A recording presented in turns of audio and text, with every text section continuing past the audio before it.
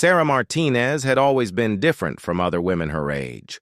At 28, she carried herself with a confidence that came from years of military training and combat experience.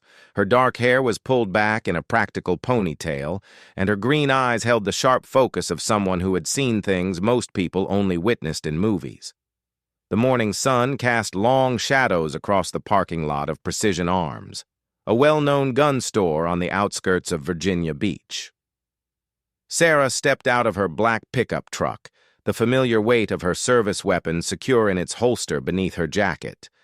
She had driven here with a specific purpose, to purchase ammunition for an upcoming training exercise with her former unit. As she walked toward the store entrance, Sarah noticed the usual collection of pickup trucks and SUVs in the parking lot. This was a place where serious shooters came to do business, not tourists looking for souvenirs. The bell above the door chimed as she entered, and immediately she was greeted by the familiar smell of gun oil and leather. Behind the counter stood Dale Morrison, a heavy-set man in his 50s with graying hair and suspicious eyes. Sarah had been here twice before, and each time she had sensed something off about Morrison's attitude toward her. Today would prove her instincts correct. "What can I do for you?" Morrison asked, his tone already carrying a hint of dismissiveness. Sarah approached the counter with purpose. "I need 500 rounds of 5.56 NATO ammunition. Match grade if you have it." Morrison's eyebrows rose slightly. 500 rounds? What exactly are you planning to do with all that ammo? The question struck Sarah as odd. In her experience, ammunition dealers rarely questioned customers about their intended use, especially for such a standard caliber and reasonable quantity. "Training purposes," she replied simply. "Training for what?"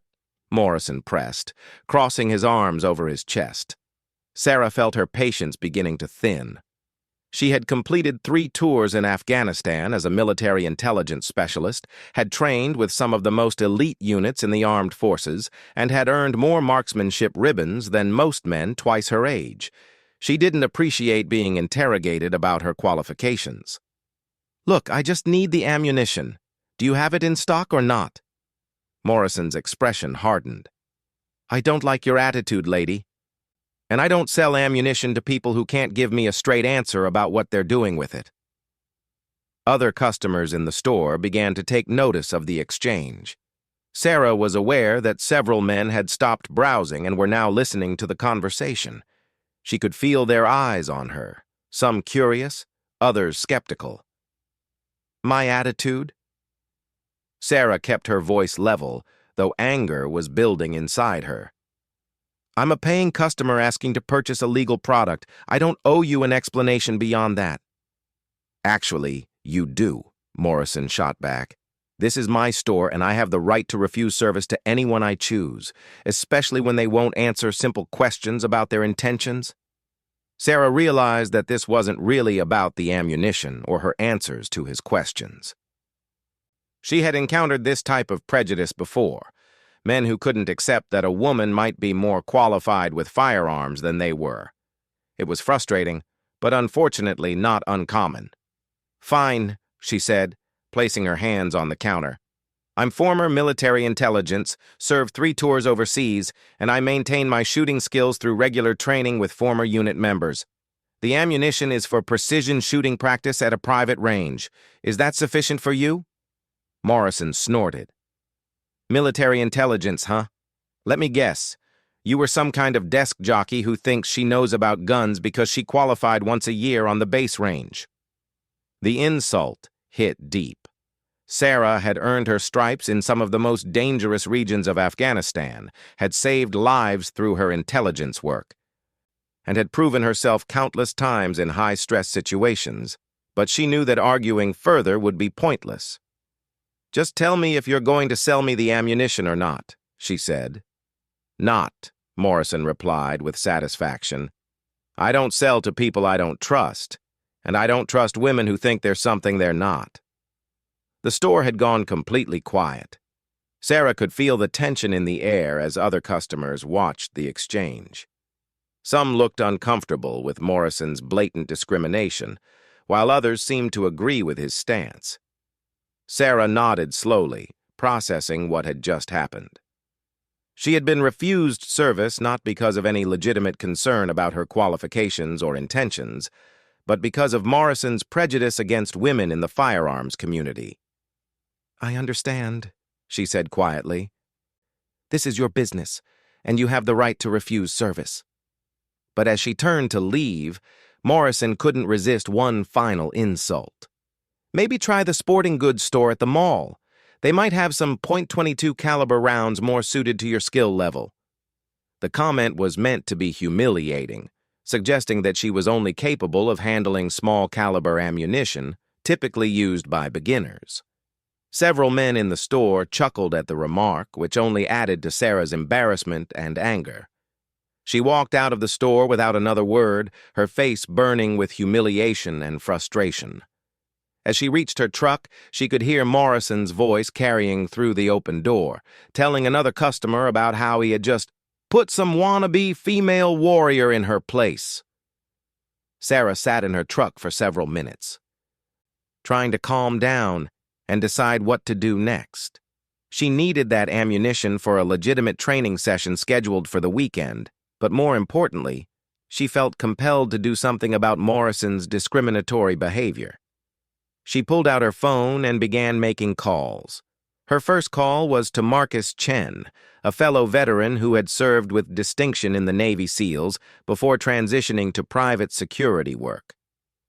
Marcus had always been supportive of Sarah's military service and had trained with her on several occasions. "Marcus, it's Sarah," she said when he answered. "I need to ask you about something that just happened."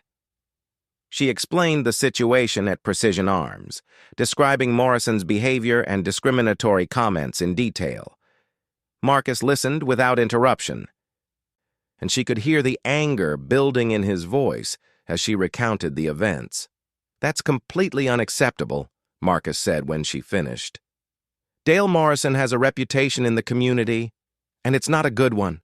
Several people have complained about his attitude toward women and minorities, but nothing's ever been done about it. I'm thinking about filing a complaint with the Better Business Bureau, maybe contacting local news outlets," Sarah said. "Do that," Marcus agreed. "But first, let me make a few calls. Some of my former teammates shop at that store regularly, and they need to know what kind of person they're supporting with their business." After ending the call with Marcus, Sarah made several more phone calls. She contacted the Virginia Beach Human Rights Commission to inquire about filing a discrimination complaint.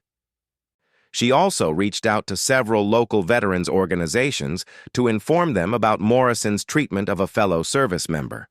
Her final call was to Jennifer Walsh, a reporter for the local NBC affiliate who had previously covered stories about discrimination against women in male-dominated industries. Jennifer was immediately interested in the story and asked Sarah to meet her for an interview later that afternoon. As Sarah drove away from Precision Arms, she felt a mixture of anger and determination. She had faced discrimination before, both in the military and in civilian life, but she had never let it stop her from pursuing her goals or standing up for what was right. The irony of the situation wasn't lost on her. She had risked her life serving her country, had earned the respect of some of the most elite soldiers in the world, and had proven her capabilities in combat situations that most people couldn't even imagine. Yet here she was, being treated as inferior by a gun store owner who had probably never faced anything more dangerous than an angry customer. But Sarah knew that this wasn't just about her personal experience. Morrison's behavior was part of a larger pattern of discrimination that affected many women in the firearms and military communities. If she could expose his behavior and force him to change his practices, it might help other women who faced similar treatment. She drove to a nearby coffee shop to wait for her meeting with the reporter. As she sat there reviewing her notes about the incident, she began to formulate a plan for addressing the situation. She would file formal complaints with appropriate agencies, work with the media to expose Morrison's discriminatory practices, and use her connections in the veteran community to organize a response. What Sarah didn't know was that her phone calls were already having an impact. Marcus had immediately contacted several of his former SEAL team members, describing what had happened and asking them to spread the word about Morrison's behavior. The military community, especially among elite units, was tight-knit, and news traveled fast when one of their own was treated unfairly. Within an hour of Sarah leaving Precision Arms, Marcus's phone was ringing constantly with calls from angry veterans who had heard about the incident. Many of them were regular customers at Morrison's store, and they were outraged to learn about his discriminatory practices. The situation was about to escalate in ways that neither Sarah nor Morrison could have anticipated. The veteran community was preparing to respond, and their reaction would be swift and decisive. As Sarah sat in the coffee shop, she received a text message from Marcus. "Things are in motion. Morrison is about to learn that you don't disrespect a fellow warrior without consequences. Stand by." She wasn't sure what Marcus meant by that message, but she had a feeling that her confrontation with Dale Morrison was far from over. The next few hours would prove that sometimes standing up for principle can lead to unexpected and powerful support from those who share your values. The coffee shop where Sarah waited had become an unexpected command center. Her phone buzzed constantly with messages from fellow veterans, journalists, and advocates who had heard about her experience at Precision Arms. Each conversation revealed more disturbing details about Dale Morrison's pattern of discriminatory behavior. Jennifer Walsh, the NBC reporter, arrived exactly on time. She was a sharp-eyed woman in her 30s who had built a reputation for fearless investigative journalism. She set up her recording equipment while Sarah organized her thoughts about the morning's events. "Before we start the interview," Jennifer said, "I want you to know that your story has already started making waves. I've received calls from 3 other women who say they've had similar experiences at Morrison's store. One of them is willing to go on camera." Sarah felt a mix of validation and sadness hearing this news. Validation because it proved she wasn't overreacting or misinterpreting Morrison's behavior, but sadness because it meant other women had endured the same humiliation she had experienced. "Tell me exactly what happened this morning," Jennifer said, starting the recording. Sarah recounted the events in detail, being careful to stick to the facts and avoid emotional commentary. She described Morrison's interrogation, his dismissive attitude, and his final insulting comments about her skill level. She also explained her military background and qualifications, providing context for why Morrison's assumptions were so far off base. "What do you think motivated his behavior?" Jennifer asked. "Honestly, I think it was pure sexism," Sarah replied. "He made assumptions about my capabilities based solely on my gender. When I challenged those assumptions by explaining my military experience, he became even more hostile." During the interview, Sarah's phone continued to ring. She apologized to Jennifer and checked one of the messages. It was from Marcus, and it was urgent. "Sarah, you need to know what's happening. Word has spread through the SEAL community about what Morrison did to you. Some of the guys are planning to pay him a visit this afternoon. It might get intense." Sarah felt a chill run through her. She knew how protective the military community could be of their own, especially when someone was treated with disrespect. But she also knew that any confrontation could potentially escalate beyond what anyone intended. "I need to make a quick call," she told Jennifer, stepping outside. Marcus answered on the first ring. "Sarah, I tried to keep this low-key, but the story took on a life of its own. I called Tom Henderson from my old unit, and he called Jake Morrison and Steve Phillips. Within an hour, half our former team knew what happened." Tom Henderson was a legend in the SEAL community. He had led countless successful missions and was known for his unwavering loyalty to his teammates and fellow veterans. If Tom was involved, this was about to become much bigger than Sarah had anticipated. "What exactly are they planning?" Sarah asked. "They want to have a conversation with Morrison about his business practices," Marcus said carefully. "Nothing violent, just a discussion about how veterans should be treated." Sarah knew that when elite military personnel decided to have a conversation with someone who had disrespected a fellow service member, it usually involved more than just talking. She felt grateful for their support but worried about potential consequences. "Marcus, I appreciate what they're doing, but I don't want anyone to get in trouble because of my situation." "Sarah, you need to understand something," Marcus said firmly. "This isn't just about you anymore. Morrison's behavior reflects a broader problem in how some people view women in the military and firearms communities. The guys see this as an opportunity to make a statement that this kind of discrimination won't be tolerated." As Sarah returned to finish her interview, she noticed several military-style vehicles pulling into the coffee shop parking lot. Men in casual clothing but with unmistakable military bearing were gathering in small groups, checking their phones and having quiet conversations. Jennifer noticed them too. "Are those your friends?" she asked. "Some of them," Sarah admitted. "Word has gotten around about what happened this morning." The reporter's eyes lit up with interest. "This could be an even bigger story than I thought. Would any of them be willing to speak on camera?" Before Sarah could answer, Tom Henderson approached their table. He was a tall, imposing man with graying hair and intense blue eyes. Despite being in his 40s, he moved with the fluid grace of someone in peak physical condition. "Sarah Martinez?" he asked respectfully.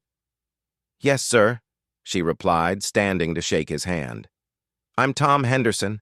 I served with Marcus Chen in Afghanistan. I wanted to personally apologize for what you experienced today.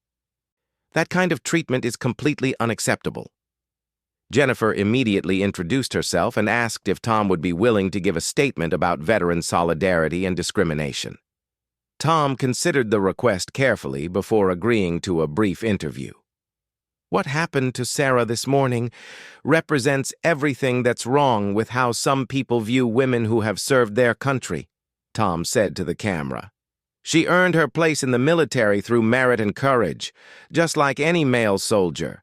To have her qualifications questioned and her service demeaned by someone who has never worn a uniform is insulting to all of us." Meanwhile, more veterans continued to arrive at the coffee shop. Sarah recognized several faces from various training exercises and veteran events. There were former SEALs, Army Rangers, Marines, and Air Force personnel. What united them wasn't their branch of service, but their shared outrage at Morrison's treatment of a fellow veteran. Jake Morrison, no relation to the gun store owner, had served as Tom's second-in-command on multiple deployments.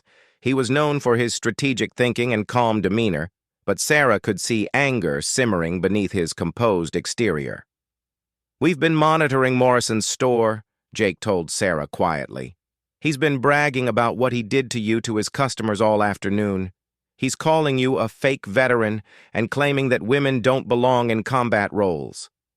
Sarah felt her anger reignite at this news. It was bad enough that Morrison had discriminated against her, but now he was actively disparaging her service record to other people. Steve Phillips, a combat medic who had served with distinction in Iraq, overheard the conversation. "That's not going to stand," he said simply. "We've all served with outstanding female service members. Sarah's record speaks for itself." As the afternoon progressed, Sarah learned more about the scope of the response that was building. Veterans from across Virginia and North Carolina were driving to Virginia Beach. Social media posts about her experience were being shared throughout military communities nationwide. Several veteran organizations had issued statements condemning discriminatory practices in businesses that serve the firearms community. But the most significant development was happening at Precision Arms itself. Word had gotten back to the veterans that Morrison was not only continuing to disparage Sarah, but was also making increasingly inflammatory comments about women in the military in general. "He crossed a line when he started attacking all female service members," Tom explained to Sarah. "This isn't about one incident anymore. It's about respect for everyone who has worn a uniform." Sarah realized that what had started as her personal experience with discrimination had evolved into something much larger. The veteran community was preparing to make a statement about values, respect, and solidarity that would extend far beyond one gun store in Virginia Beach. As evening approached, Tom gathered the assembled veterans for a brief meeting. Sarah counted nearly 30 people, all of whom had dropped their plans for the day to show support for a fellow service member they had never met. "Here's what we're going to do," Tom announced. "We're going to visit Precision Arms as customers. We're going to conduct ourselves with the same professionalism we displayed in uniform, but we're also going to make it clear that discrimination against veterans will not be tolerated in our community." Sarah felt a complex mix of emotions as she listened to Tom's plan. She was touched by the overwhelming support from her fellow veterans, but she was also concerned about the potential for the situation to escalate beyond anyone's control. "I want to be there," she said. Tom shook his head. "With respect, Sarah, this is something we need to handle. You've already faced enough disrespect for one day." "No," Sarah said firmly. "This started with me, and I need to see it through. These are my fellow veterans standing up for me. I should be standing with them." After some discussion, Tom agreed that Sarah could accompany the group, but would remain in the background unless her participation became necessary. As they prepared to leave for Precision Arms, Sarah received a call from her former commanding officer, Lieutenant Colonel Patricia Williams. Colonel Williams had heard about the incident through the Veteran Network and wanted to offer her support. "Sarah, I'm proud of how you've handled this situation," Colonel Williams said. "You've shown the same courage and integrity that made you an outstanding intelligence specialist. Don't let one ignorant civilian make you question your worth or your service." The call reminded Sarah of why she had joined the military in the first place and why she continued to train and maintain her skills. It wasn't about proving anything to people like Dale Morrison. It was about serving something larger than herself and being part of a community that valued excellence and mutual respect. As the convoy of vehicles prepared to leave for Precision Arms, Sarah looked around at the faces of the men and women who had come to support her. They represented different branches of service, different backgrounds, and different experiences. But they shared common values that transcended those differences. The sun was beginning to set as they drove toward what would become one of the most memorable confrontations in Virginia Beach veteran community history. Dale Morrison had no idea what was about to walk through his door. The convoy of vehicles moved through Virginia Beach like a precision military operation. Tom Henderson had organized the route to ensure they all arrived at Precision Arms within minutes of each other. Sarah rode with Marcus, her stomach tight with anticipation and nervous energy. "You okay?" Marcus asked as they turned into the shopping center where Precision Arms was located. "I keep thinking about what might happen," Sarah admitted. "I wanted justice, but I never expected it to become this big." "Sometimes justice requires witnesses," Marcus replied. "Morrison has been getting away with this behavior for too long because people either didn't know about it or didn't care enough to do anything." As they pulled into the parking lot, Sarah could see that Precision Arms was busy with late-afternoon customers. Several pickup trucks and SUVs were parked outside, and through the large front windows, she could see people browsing the store's inventory. Tom's vehicle pulled up next to theirs, and he gestured for everyone to gather around. The assembled veterans formed a loose circle in the parking lot, their presence commanding attention from other shoppers in the area. "Remember," Tom said quietly but firmly, "we conduct ourselves with honor. We're not here to cause trouble or make threats. We're here to have a conversation about respect and to show Morrison that the veteran community stands together." Sarah noticed that several of the veterans were wearing clothing that identified their military service. SEAL Team shirts, Marine Corps logos, Army unit patches. Others wore more subtle indicators like challenge coins or veteran organization caps. The message was clear without being overt. Jake Morrison checked his watch. "It's 1700 hours." Store closes at 1800. We should have enough time for a proper conversation. The group moved toward the store entrance in small clusters, spacing their arrival over several minutes to avoid overwhelming the space all at once. Sarah and Marcus were in the third group to enter, giving her a moment to observe Morrison's reaction to his unusual customers. Dale Morrison was behind the counter helping a customer when the first group of veterans walked in. Sarah watched through the window as his expression shifted from welcoming to curious to concerned. These weren't his typical customers. They moved with too much purpose and discipline. Tom Henderson approached the counter first, waiting patiently for Morrison to finish with his current customer. The other veterans spread throughout the store, examining merchandise with professional interest, but maintaining visual contact with each other. When Morrison's customer completed his purchase and left, Tom stepped forward with a friendly smile. "Dale Morrison?" "That's right," Morrison replied, his voice carrying a note of wariness. "What can I do for you?" "I'm Tom Henderson. These are some friends of mine." Tom gestured around the store at the other veterans. "We heard you had some interesting interactions with customers today, and we wanted to discuss your business practices." Morrison's eyes narrowed as he began to understand why so many military-looking men had suddenly appeared in his store. "If this is about that woman from this morning, I told her exactly what I tell anyone who can't give me straight answers about their intentions." "Sarah Martinez," Tom said, his voice remaining calm but gaining an edge. "Former military intelligence specialist, 3 tours in Afghanistan, expert marksman, and a veteran who has earned the respect of everyone who has served with her." "I don't care what she claims her background is," Morrison shot back, his defensive tone revealing his discomfort with the situation. "I run my business the way I see fit." Steve Phillips, who had been examining rifles near the counter, looked up from his inspection. "Claims? Are you suggesting that her military service records are fabricated?" Morrison's face was beginning to flush red.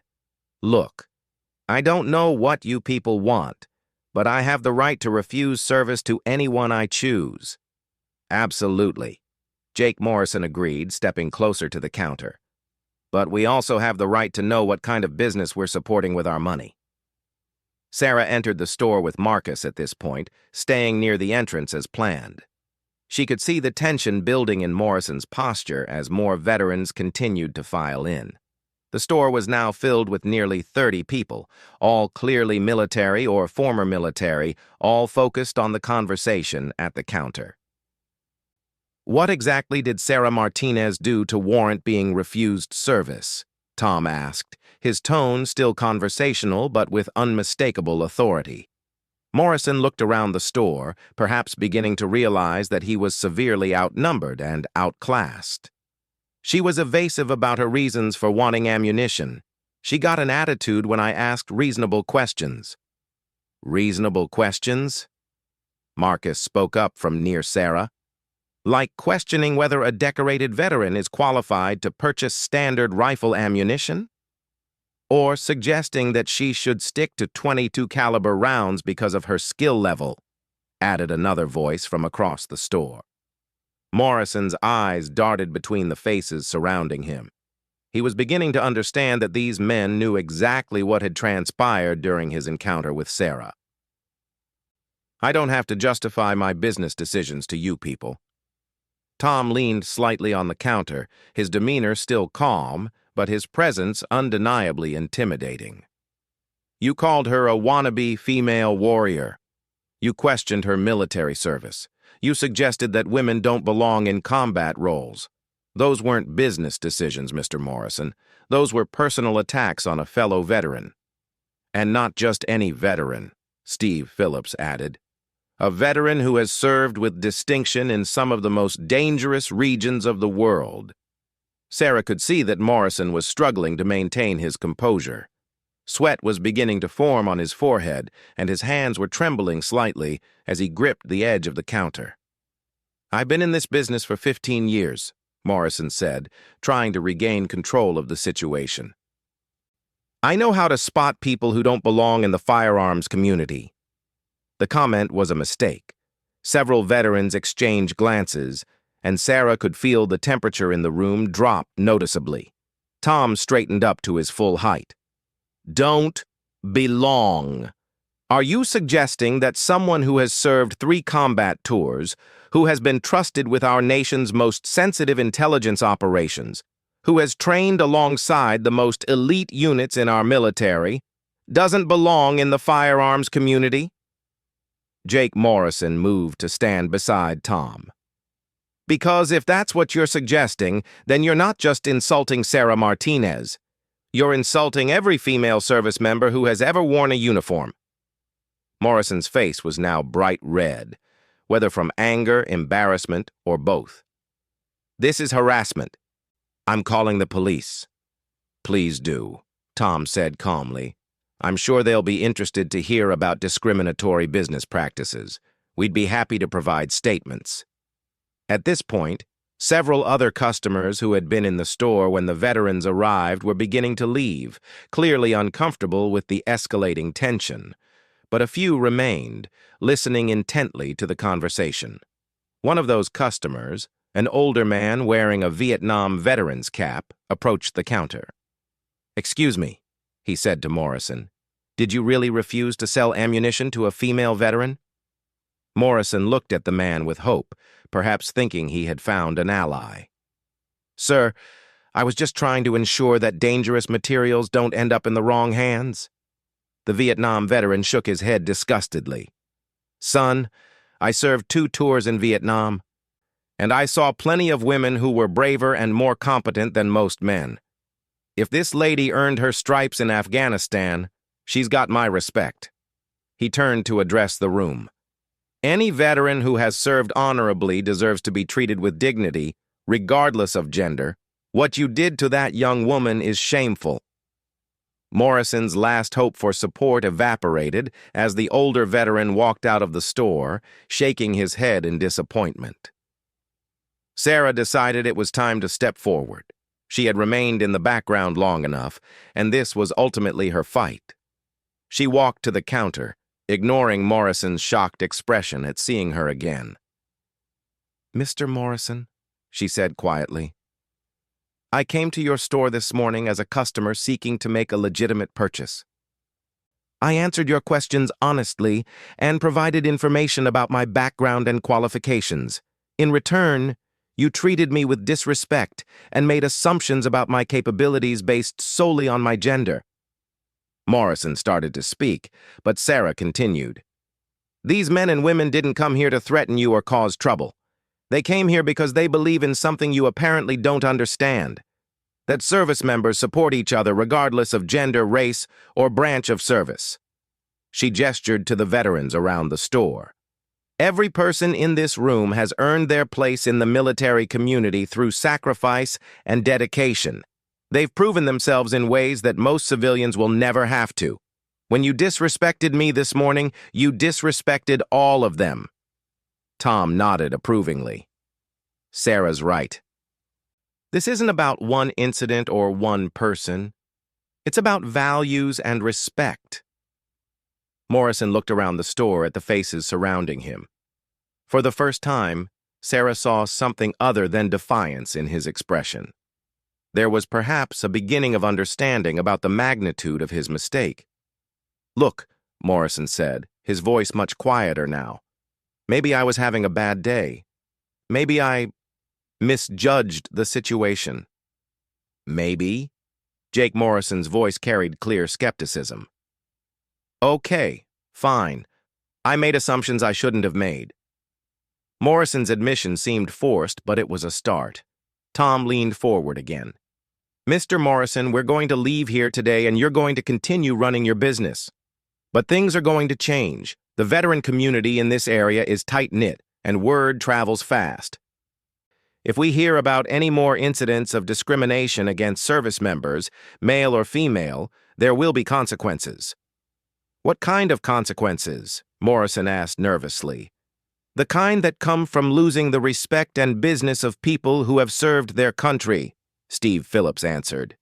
Veterans have choices about where to spend their money. We tend to support businesses that support us. Sarah realized that this was the moment for a practical resolution. Mr. Morrison, I still need that ammunition I tried to purchase this morning. Are you willing to complete that sale? Morrison nodded quickly. Yes, of course. 500 rounds of 5.56 NATO match grade. As Morrison prepared the ammunition sale, the tension in the store began to ease slightly. The veterans maintained their positions but shifted into a more relaxed posture, though their message had been clearly delivered. There's something else, Tom said as Morrison processed Sarah's purchase. We'd like you to consider posting a sign stating that your business serves all qualified customers regardless of gender, race, or background. Morrison looked up from the paperwork. A sign? A simple statement that Precision Arms welcomes all law-abiding customers who meet federal requirements for firearm and ammunition purchases, Jake explained. It would demonstrate your commitment to fair business practices. Morrison considered the request for a long moment before nodding. I can do that. As Sarah completed her purchase, she felt a complex mixture of emotions. She had achieved her original goal of obtaining the ammunition she needed, but more importantly, she had witnessed something remarkable about the veteran community she was proud to be part of. The veterans began filing out of the store in small groups, just as they had entered. Several stopped to shake hands with Sarah or offer words of support. The message to Morrison had been delivered clearly and professionally. As Tom Henderson prepared to leave, he turned back to Morrison one final time. Mr. Morrison, I want you to understand something. What happened here today wasn't about intimidation or threats. It was about education and accountability. Every person who walked through your door today has sworn an oath to defend the Constitution and the principles it represents. That includes defending the rights and dignity of fellow Americans, especially those who have served. Morrison nodded silently, apparently overwhelmed by the experience. Outside in the parking lot, the veterans gathered one final time before dispersing. Sarah found herself surrounded by people she had never met, but who had demonstrated unwavering support for her and the values they all shared. Thank you, she said, her voice thick with emotion. I never expected anything like this. Tom smiled. Sarah, you stood up for yourself and for every veteran who has ever faced discrimination. That took courage. We just wanted to make sure you knew you weren't standing alone. As the vehicles began to leave the parking lot, Sarah looked back at Precision Arms. Through the large windows, she could see Morrison still standing behind the counter, apparently deep in thought about the day's events. Her phone buzzed with a text message from Jennifer Walsh, the NBC reporter. Just heard about what happened at the store. Can we do a follow-up interview about the veteran community's response? Sarah smiled as she typed her reply. Absolutely. This story deserves to be told. The sun was setting over Virginia Beach as Sarah drove home, her ammunition finally secured, but her day's experience worth far more than the original purchase. She had learned something powerful about the bonds that connect people who have served their country and the lengths they will go to protect and support each other. Dale Morrison would indeed post the sign Tom had suggested, and his attitudes toward female customers would change dramatically.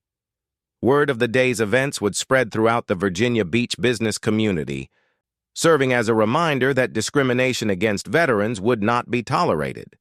But perhaps most importantly, Sarah Martinez had discovered that standing up for principle, even when it's difficult and uncomfortable, can lead to support from unexpected places and create positive change that extends far beyond the original incident.